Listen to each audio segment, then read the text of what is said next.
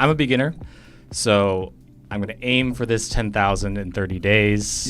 Yeah. You mentioned that there are certain properties I shouldn't go for, Yeah. obviously, right? So if I'm kind of looking, around 4 properties to wholesale, like where do you recommend the best place to find these types of properties?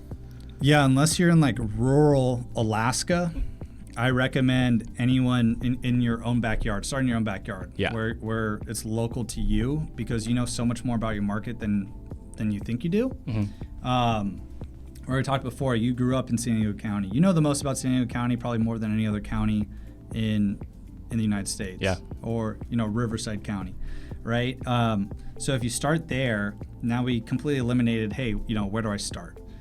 You want to start local, start in your own area. That way you can drive to properties if you need to. There's been many deals where agents or cash buyers say, hey, meet me at the property. Could not have done that and closed the deal unless I was local.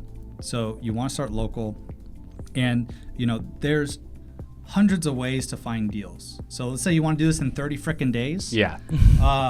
I'm not going to teach you to be a marketer and be a pro at direct response copy in 30 days and how to write letters and how to write letters at scale and spend $5,000 a month in marketing, and then teach you how to field these phone calls and filter through the swag, the tire kickers. A lot of people won't get a deal in 30 days doing that. So how do we find active, motivated sellers right now without spending $1 in marketing? That you can find today, right now, in 5 minutes. Yeah. It's going to be pursuing on-market, active, distressed deals. On the market, on your local MLS, the multiple listing service, which is a database of all properties on the market in your area. If you don't have access to the MLS, don't have a relationship with a real estate agent, it's going to be using something like redfin.com, realtor.com, or zillow.com to find these active listings. And we're going to find and filter and only look for the distressed houses that are on the market right now.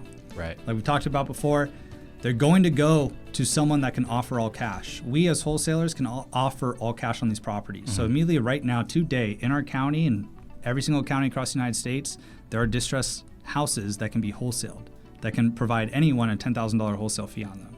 So the deals are there, right? They're right there. So that's, now we finish, hey, how do we find the deals? Where are they? They're right there. We use redfin.com, right? And so now it's about, what the heck do we need to do to get these deals? Right. Yeah. And we understand, hey, the most important thing that we need to do is submit offers on these deals. So what we need to do is find 3 to 5 cash buyers first, local in our area, that are buying deals, understand their buying criteria, exactly what they want, because we're going to be finding the exact properties that they want for them. Okay? Like that's step number 1, what we need to do. And that's not something you need to do every single day, but we need to find these cash buyers, find out exactly what they want.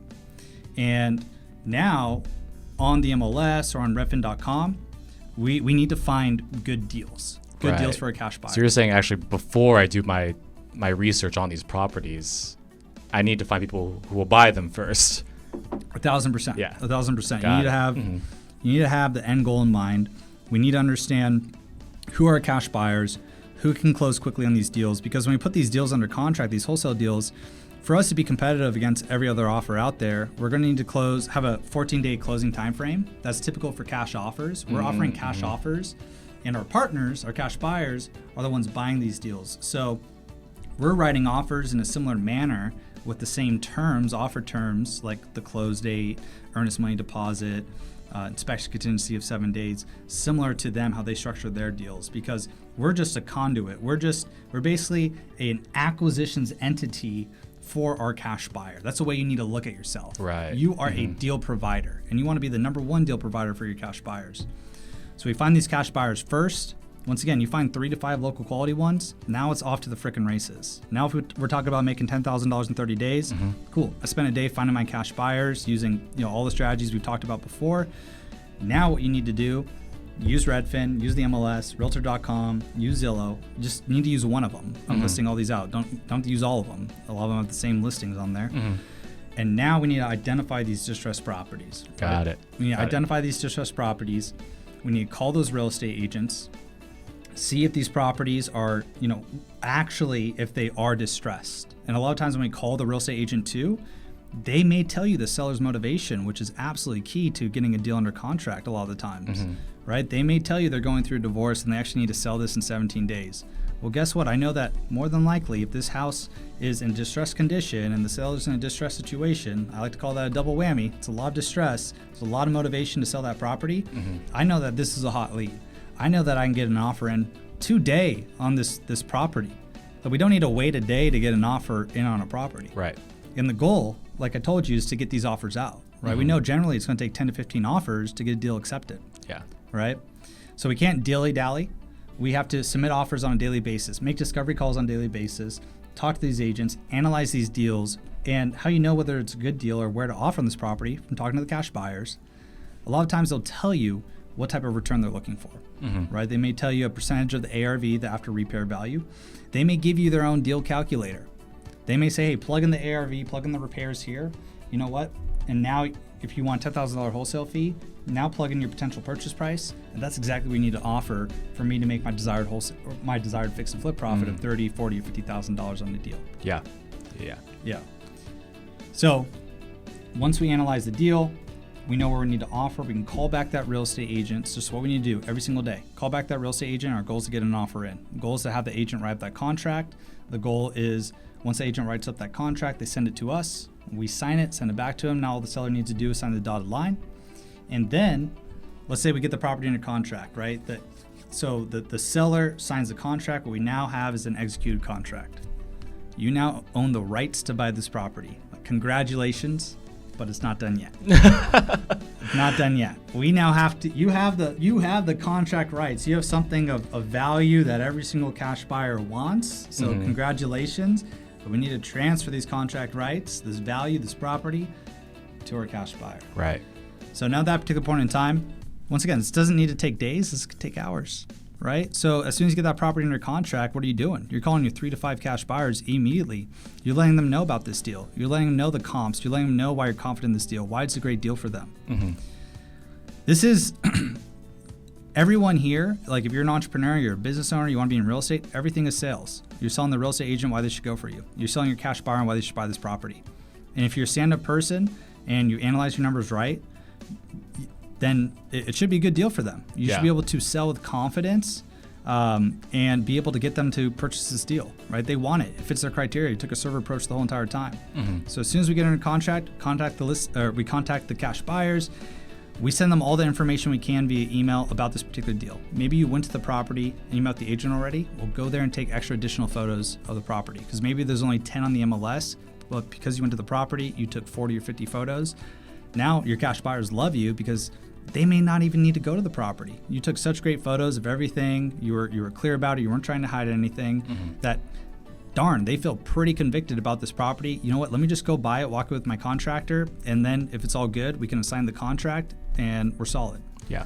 So at that particular point in time, cash buyer comes to the property, checks it out, says, hey, okay, let's do it. Let's handle the assignment. Now all we need to do is sign an assignment agreement that transfers the rights from you buying this property to your cash buyer. And when we put a property under contract, it's going to either go to escrow or title for a lot of states. Those are the companies that facilitate the closing of a transaction. So we send the assignment agreement, a piece of paper that says, hey, I'm transferring the contract rights for $10,000 to this cash buyer. We send it to escrow and title. And some states use a real estate attorney. They just handle the closing. So you send it to the attorney, everything's contractual, and you sign the contract rights from you to the end buyer. Now at that point in time, you can get paid for your assignment fee right there when you sign it. A lot of times what we do is when the property is actually closed, we get paid our $10,000. So if I put the property under contract today and it's the first of the month, then 14 days later when the close date happens, 14 days later, I have such a good relationship with my cash buyers. I don't care if I get paid in 7 days or 14 days. So we just close and get paid once we close on the transaction. So 14 days later. If you really want to speed this up within 30 days, get paid at the assignment. It's completely fine. We structure it in a multitude of ways. And you know, like why would I want to get paid, you know, first when I handle the assignment? Maybe it's just a buyer I never worked with before. So I might say, hey, you know what?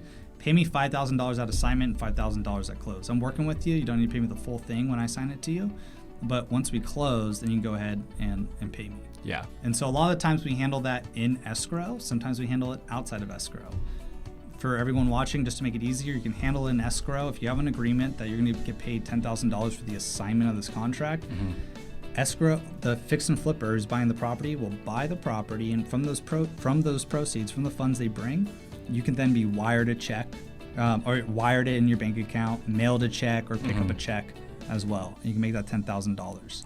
Right. So all of this happens, a lot of this can happen faster than the way I'm explaining it. I'm trying to go through the steps, but it's really just those 7 steps. If we just do that on a daily basis and submit these offers, you understand, hey, if I just put up on my wall, what we do for our clients a lot of times is say, hey, put up an offer goal on your wall so you see it every single day.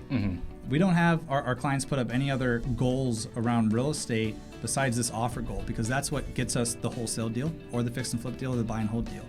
You have to submit a certain amount of offers in order to get a deal. In this case, 10 to 15. So if you just stick to this and you submit an offer a day, then that's how you get to $10,000 a month. Right. Be on the lookout for the next video in this series. And if you want to build a hyper-profitable wholesaling and flipping business, then check out my full in-depth training at realestateskills.com/watch. I'll see you there, and happy wholesaling.